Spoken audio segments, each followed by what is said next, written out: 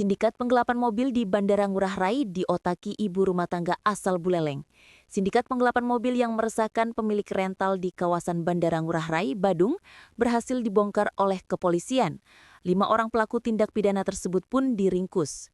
Polres kawasan Bandara Ngurah Rai mengungkap para pelaku penggelapan mobil terdiri dari 4 orang laki-laki asal Sidoarjo dan Probolinggo, Jawa Timur, yaitu TSA, AS alias Iman, DBP alias BUDI, MA alias RUDI.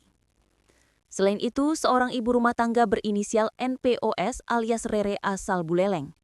Namun, ada 1 orang yang masih buron inisial YS. Kapolres Bandara Ngurah Rai Kombes Pol Ikomeng Budiarta mengungkapkan, para pelaku memiliki peran masing-masing dan otaknya adalah Rere. Terungkapnya sindikat ini bermula dari adanya 3 laporan pemilik rental. Menindaklanjuti sejumlah laporan itu, tim Opsnal Satreskrim Polres Bandara yang dipimpin Ibtu Rianson Ritonga lantas menyelidiki terlapor TSA, hingga pria itu dapat ditangkap di Kerambitan Tabanan. Saat diinterogasi, ia mengaku hanya menggelapkan 2 unit mobil, yaitu Innova dan Brio. Kendaraan itu lantas diserahkan kepada Rere. Berikutnya, polisi melakukan pengembangan terhadap pelaku lain.